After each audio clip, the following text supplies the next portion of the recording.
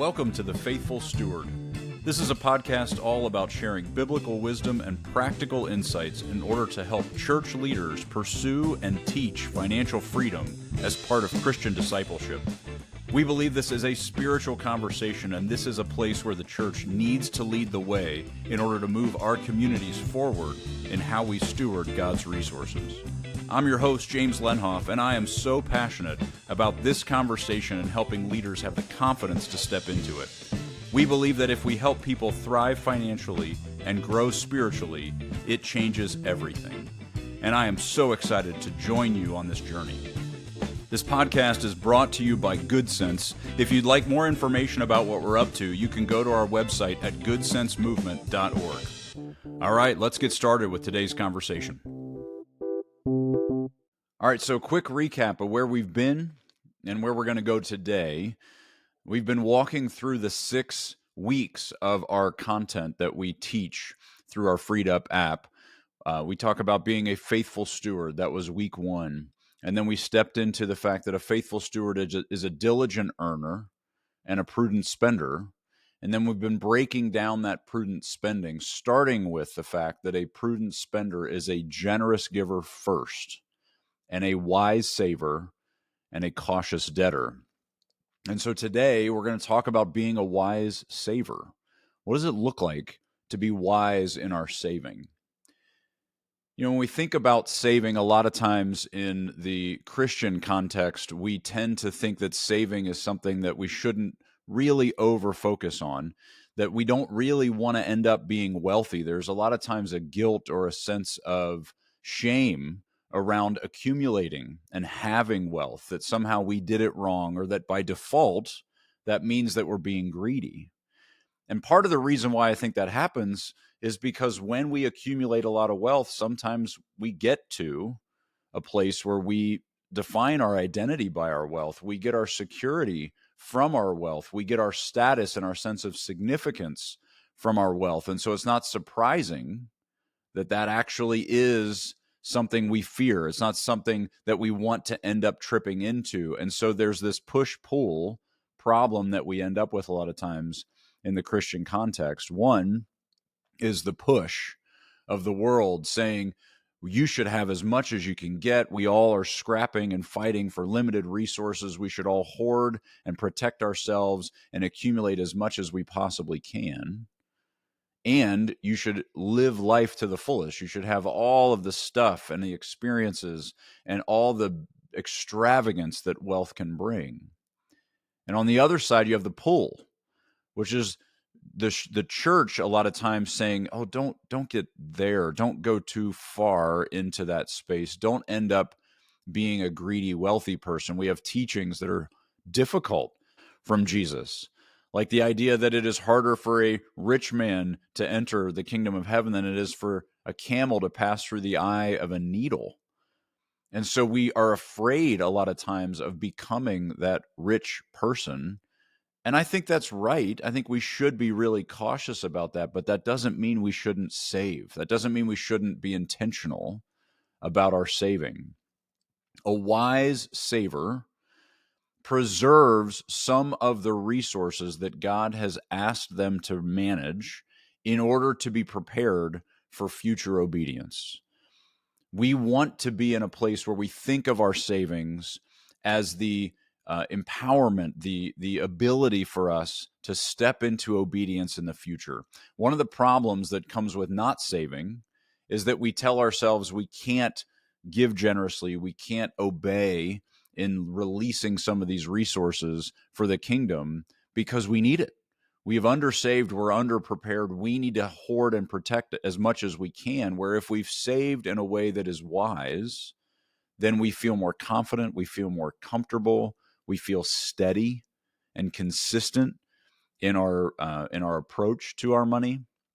And so if God says, hey, take some of these resources that are mine anyway and give them to that thing or use them for that purpose, we can obey.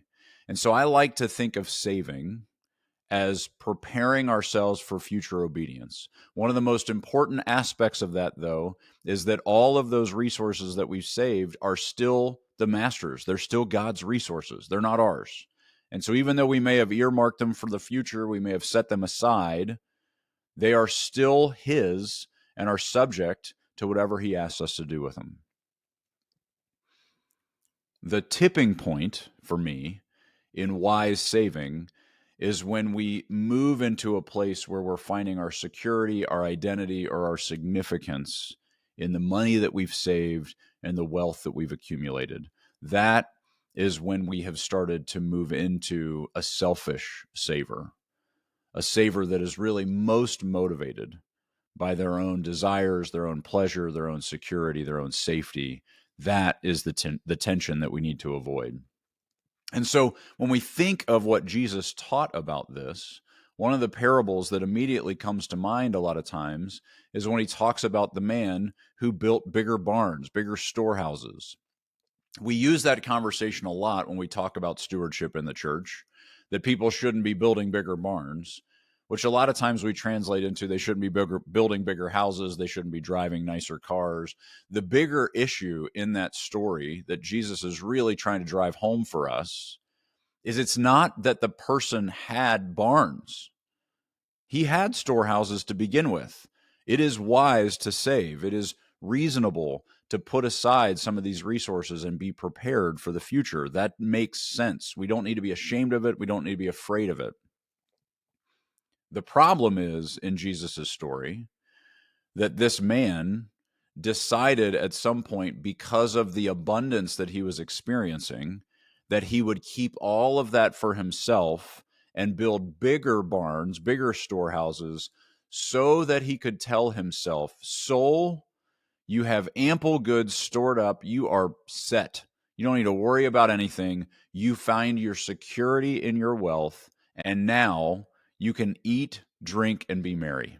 Now you can focus on just self gratification and pleasure and leisure, and you don't have to work at all anymore. You don't have to think about it anymore. You can just sit on your laurels and enjoy all of the wealth that you've accumulated and that you're entitled to. That is the turn. That's where we actually leave behind the status of wise saver, and we step into the status of selfish saver.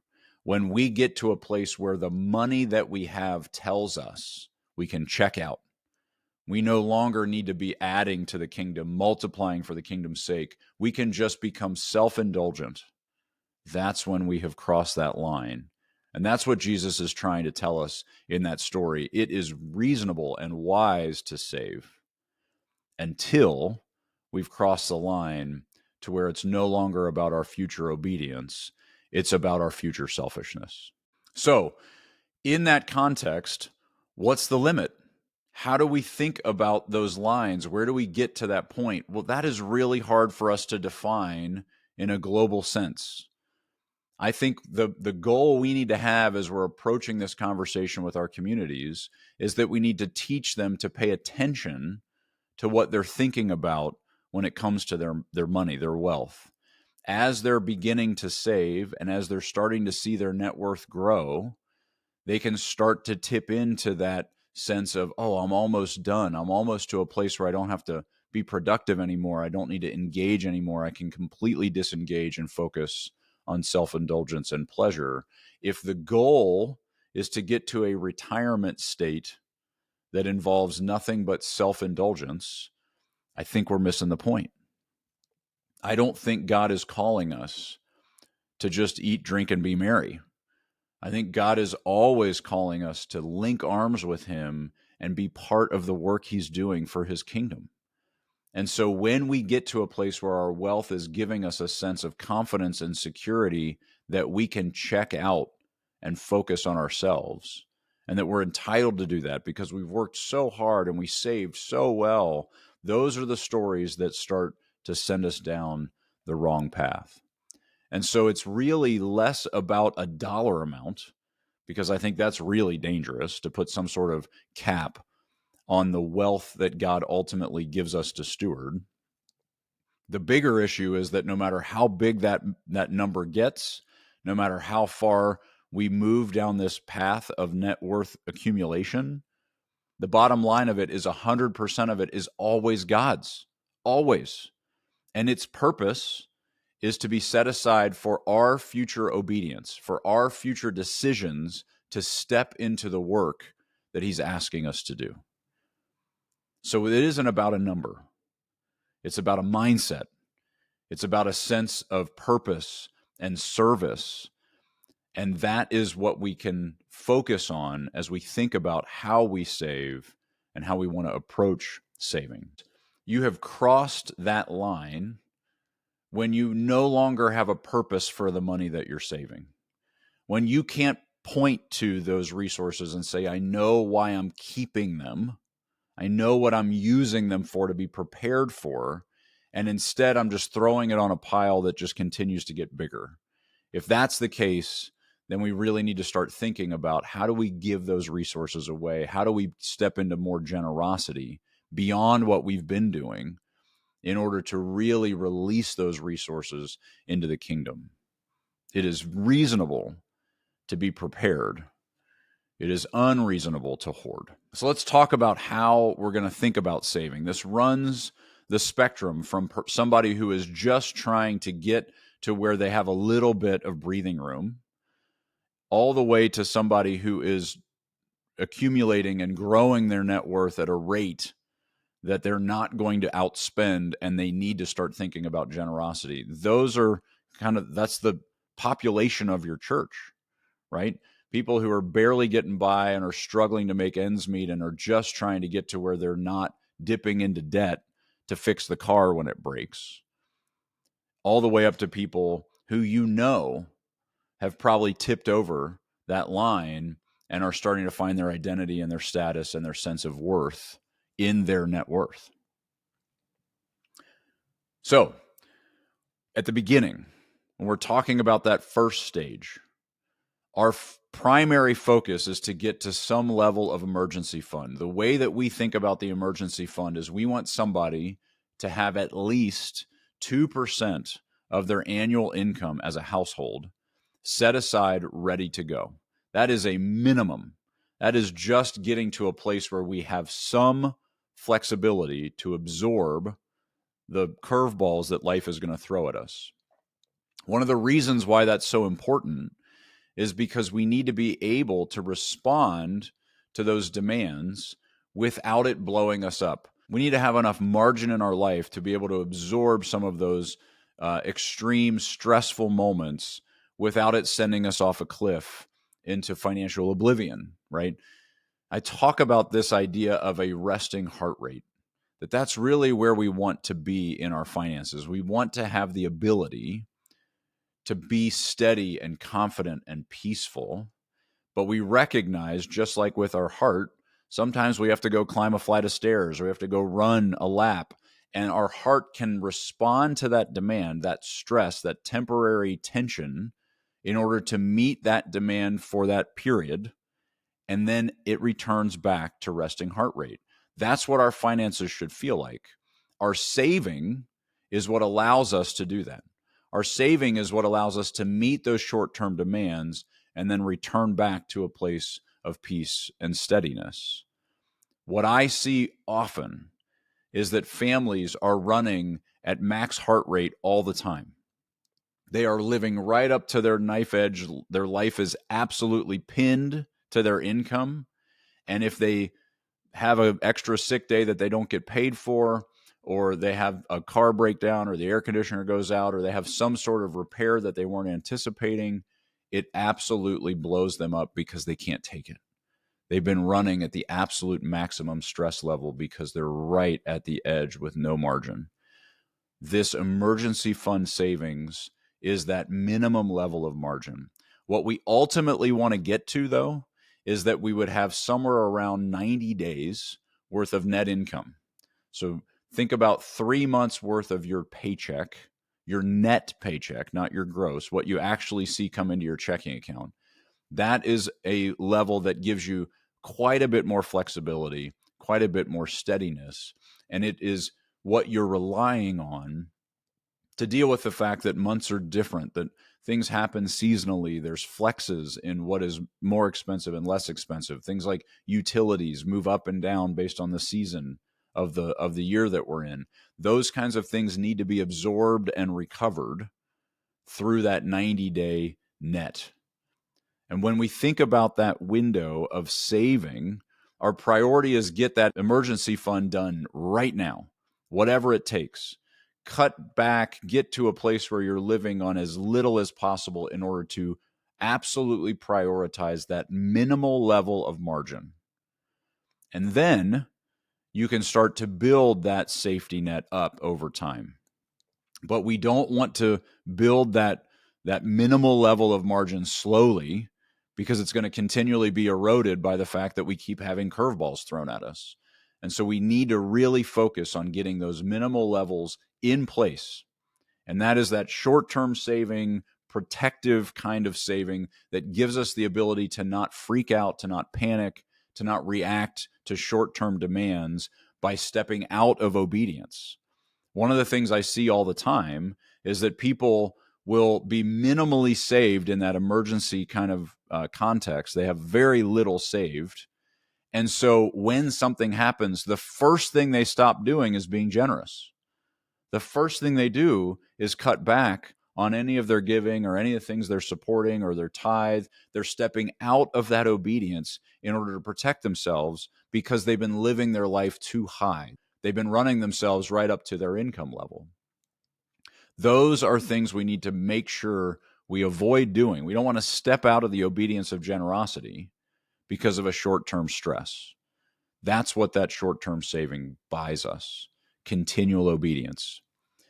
Then when we think about saving for the long term, we're thinking about retirement savings, college funds for the kids. We think about things like weddings and future goals. Those are things that we're going to need to prioritize in the right order. There is a really high priority to getting started on your retirement savings. I hear all the time, particularly young families, say, well, once we get set up here and once we get that bought and we get this paid off, then we'll start saving. And they're missing the most powerful tool on the planet, which is compound interest. And so no matter how small it is, no matter how little we're putting in to that long-term savings, we need to start that flywheel. Because the way compound interest works is it's a parabolic curve. So the earlier you get it started, the more vertical it gets later on, the bigger it grows. And compound interest means that your money is making more money for you just by sitting there.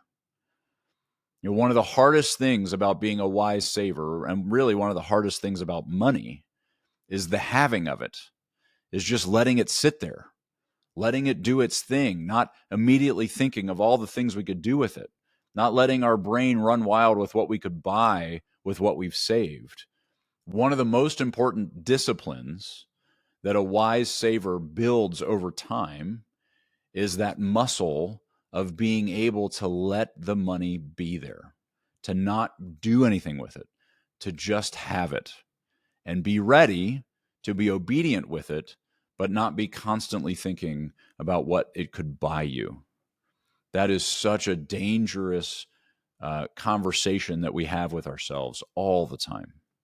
And so where we want to be in that wise saver mentality is we start retirement savings immediately, as soon as possible, start building up with as little as we can do just to get that flywheel going. If you have a 401k, we want you to get the match on that 401k. We want you to be growing those retirement assets in an efficient way. And that's one of the most powerful tools you can have. We don't want to wait. Waiting costs a lot.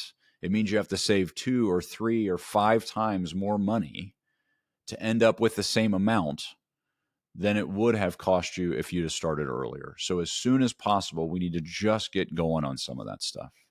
So your priority is get your emergency savings in place, build up that 90 days worth of net, and then start down that road as soon as possible, prioritizing that retirement savings, because it is your most powerful tool to use compound interest and time to your advantage.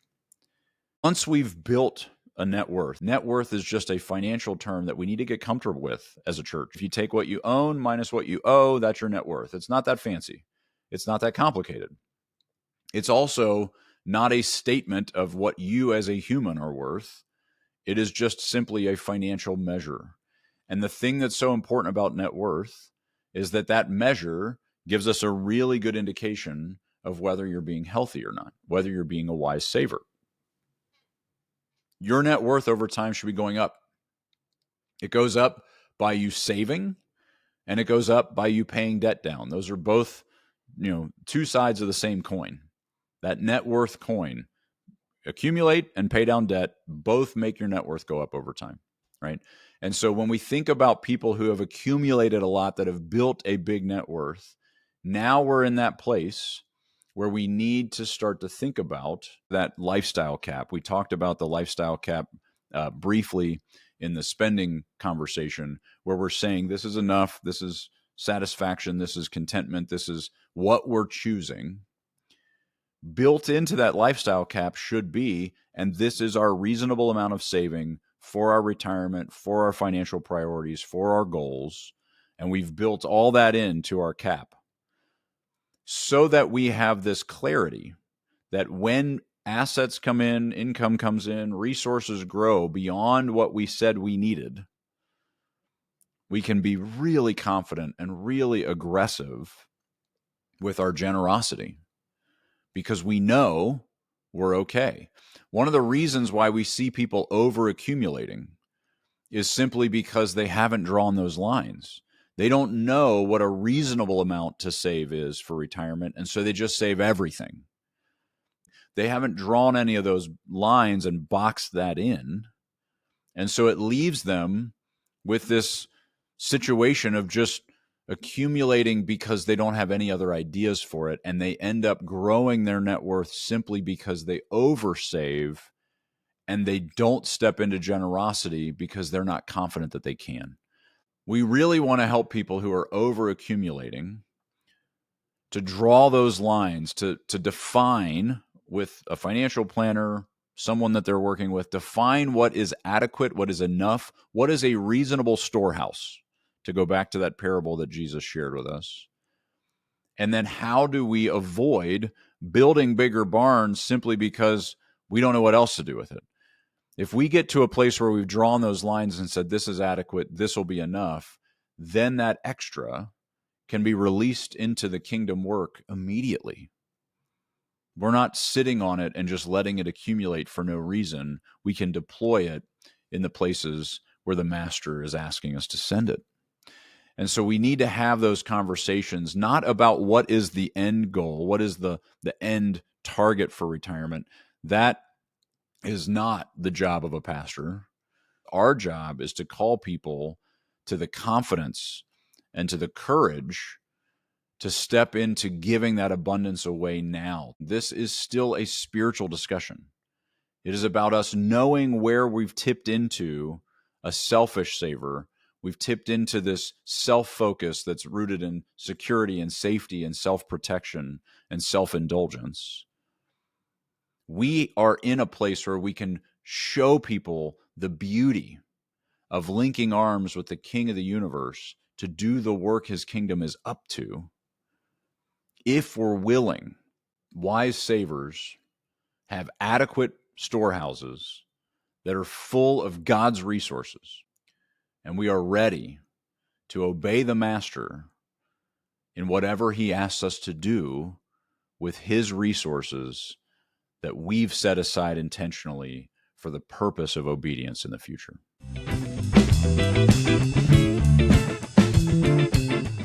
Well, thank you so much for listening to the Faithful Steward podcast. Be sure to check out the show notes for links and other information that we mentioned in today's episode. Also, be sure to check out our website at goodsensemovement.org to get all the resources we offer churches to help equip them in teaching financial stewardship to their community. If you have any questions or any topics you want to make sure we cover on our show, you can email me at jameslenhoff@goodsensemovement.org. I'd love to hear from you. I hope you all have a great week. We'll talk to you next week.